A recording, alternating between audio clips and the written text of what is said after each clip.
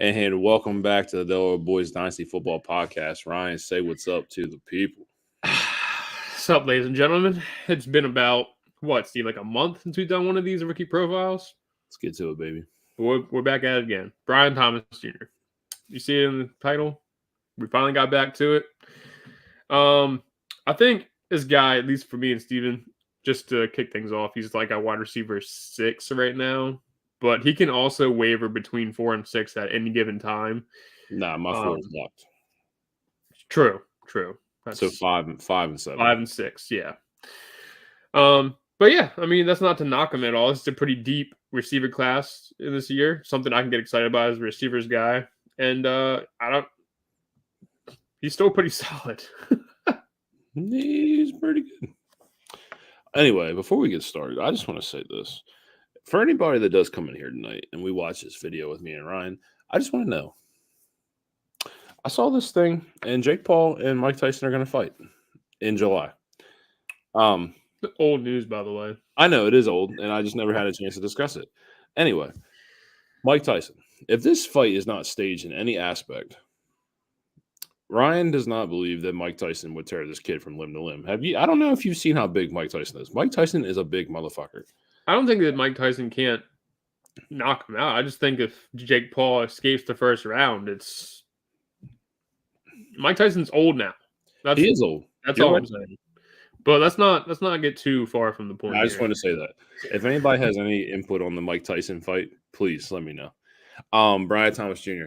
The biggest thing I want to point out when it comes to Brian Thomas Jr., a late bloomer. And what I mean by that was he didn't pick up the game of football until he was in high school. Not a knock on him, but I just want to say that he was a little bit late bloomer when it came to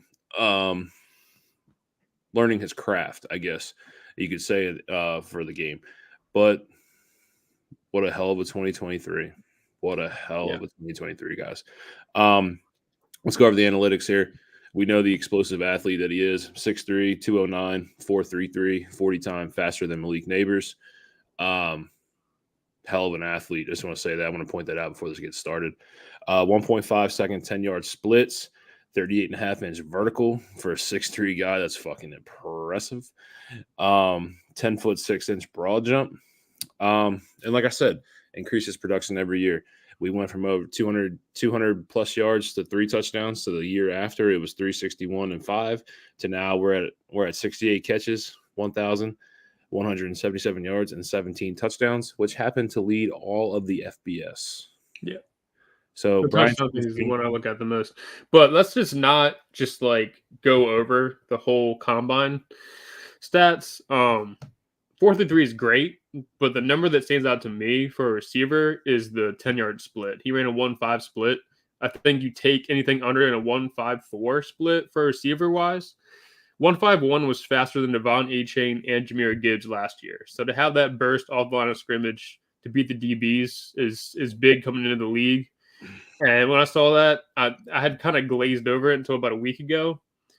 But that's pretty huge.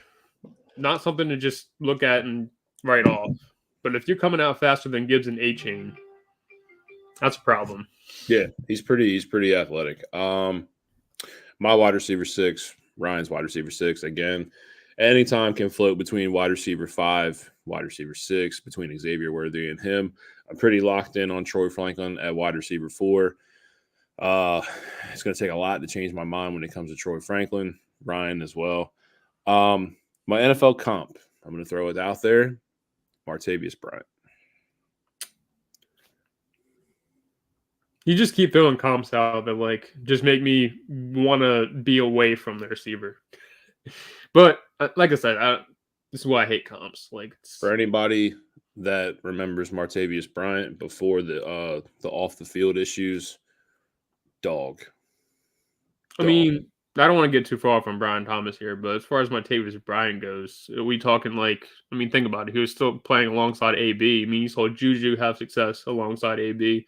And then as soon as AB left, he's a better receiver than Juju. Juju's ass. You know what I mean? Receiver than Juju. Anyway, let's jump back into it. Let's get into the strengths of the profile here. I don't think I have to mention this, but again, I'm going to. Elite athleticism to mix in with a rare blend of size. You don't see this very often in the position. A guy especially 6'3", over 200 pounds, clocking in at the athlete that he is. It's a very rare blend. I don't mix the strength in because I think his strength actually has a lot to be desired. But True. just from size standpoint and that athleticism that he brings, that's a rare blend. Yeah.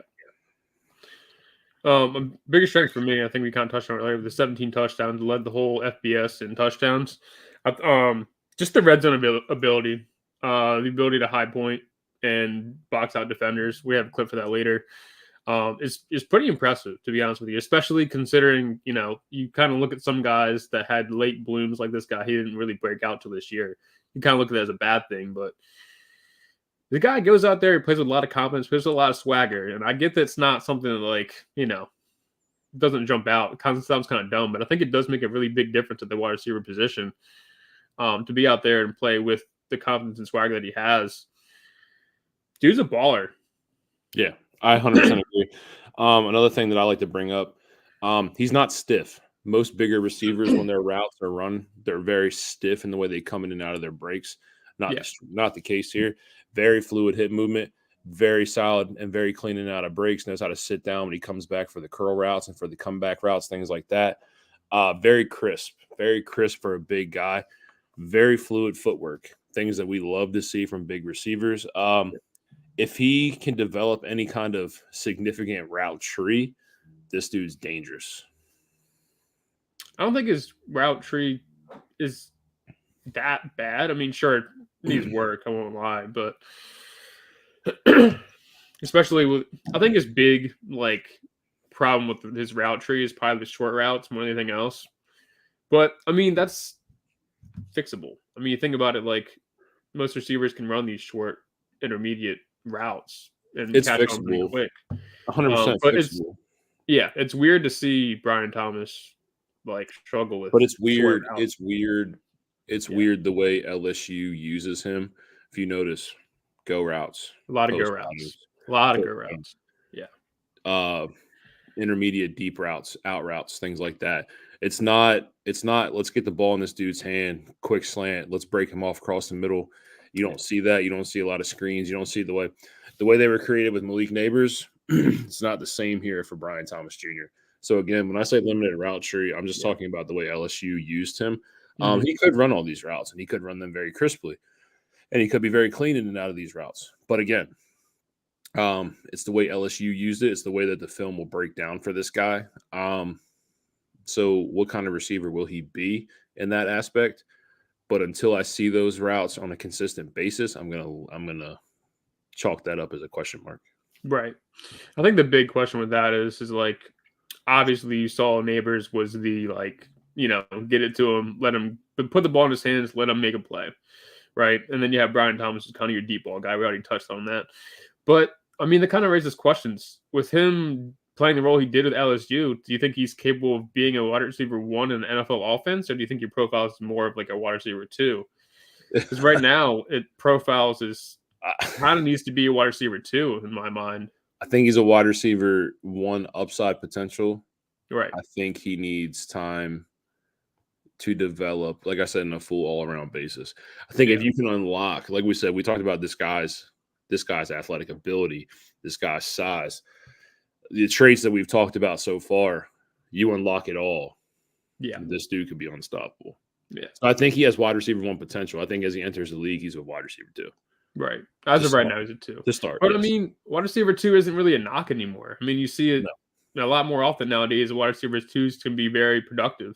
I mean, look at Addison last year before Kirk went down. But you see production out of wide receivers 2. It's not really a knock on him. I just, as of right now, don't know if he's ready for a wide receiver 1 role in the NFL. Yeah, it was a knock. It was a knock back when we were growing up watching football with a heavy run game usage. It wasn't very common to see multiple 1,000-yard receivers on the same team. Now that's not the case. We see that all the time. So again, I think his development will come along a lot easier as a wide receiver 2. I don't think he's going to come in and take over an NFL offense right away. I think he has a lot to be untapped. I think he has a lot to learn, but that's just me. Last thing I want to talk about, you talk about the deep ball threat, an outstanding ball tracker, outstanding. when we're talking about the ball tracking ability to go over the shoulder and bring the ball in and just to find the ball at any point, outstanding at ball tracking. No question. No question. Nope. Dude, I'm trying to go through some of these negatives. I didn't have notes coming into this, but I took from like 8 to now to like try to get some type of notes together. The only other real note I have, never mind. We already touched on it. It's just the fact that the only real breakout he had was this year. But I mean, at the same time, you look at it, he started in high school as a football player, which is insane, and ends up on LSU. So he was a 5-star basketball player, by the way. Yeah. And those guys tend to typically work out in the league. We love multi-sport athletes. I'll tell you that. I do love multi-sport athletes. A couple of weaknesses that I noticed in some of it is the pacing of his routes. Sometimes he's one blend of speed, and that's it. When it comes to those kind of things, it's kind of hard for him to sell some of his routes at times, and I noticed that. Sometimes the salesmanship of his routes. I will say that. I'm not going to say his focus in and out of his routes, but just the way he's going to try and sell the route itself. I didn't really like that at times. And again, when we say this because not every prospect's perfect. Ryan and I love to say that. There has to be some nitpicking. Yeah. The occasional focus drops. He's going to battle them. Every deep threat battles these. You know what I mean? It happens. It is what it is. For how big he is, I think he could be more physical at times. I think he has to be honest with you, especially with the size he is. I get he's just over 200, so like you'd like to see a little bit more weight put on. But I mean, some people are like that. I mean, Devontae Smith's been pretty successful in the league. He's smaller than that. But about the same height, I believe, right? I think. No, Devontae is 6 foot. Oh, is he really? Wow. Okay. Yeah, Devontae's a little far off on that. I thought he was 6'3" for like God knows how long at this point. Devontae's 6 foot. Okay. 6 foot, about $170 second what? Yeah. Yeah. And the last thing, even for how fast he is, I noticed that his after the catch talent there for him isn't great. You know what I mean? Again, we talk about yards after the catch. You know what I mean? How is that a deterrent when it comes, or how is it a positive when it comes in for the NFL?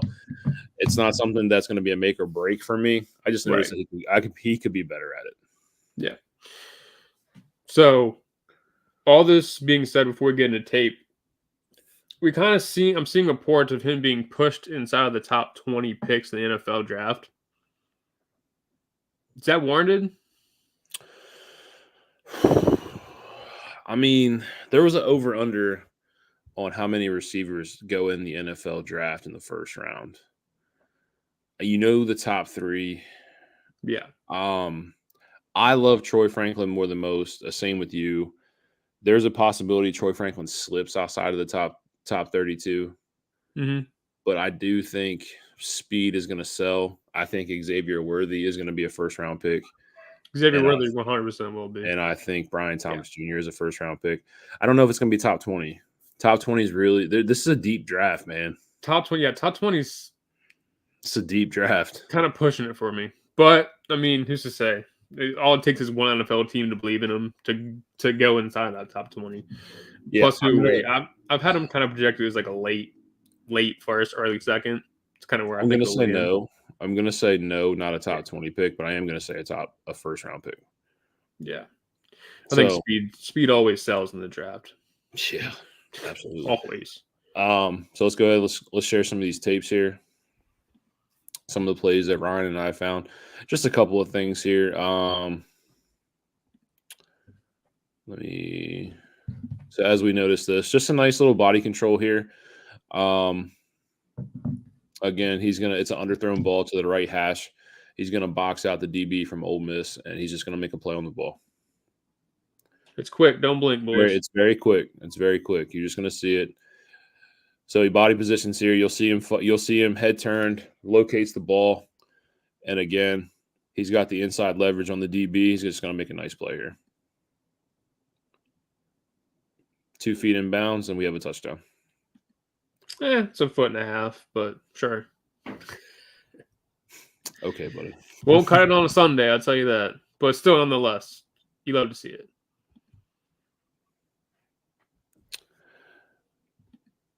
Alrighty, here we go. This is a nice play here too against Florida. Really, really like this play. I'll let it roll out.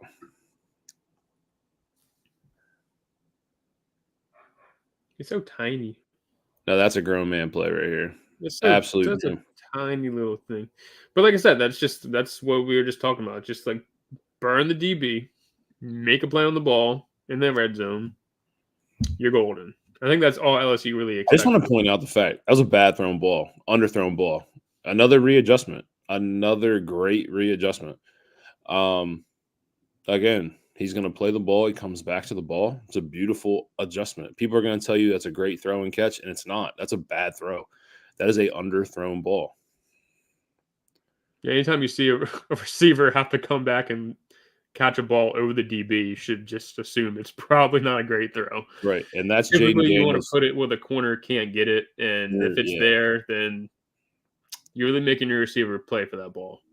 And this is Jaden Daniels' moneymaker here, is the intermediate to the deep areas. Now, this is a pretty ball. I'm not going to lie to you here, boys. This is a pretty Finally, ball. some Jaden Daniels credit out of Steven Chalmers. That's money. That's just pure speed. Go find the big guy. Money.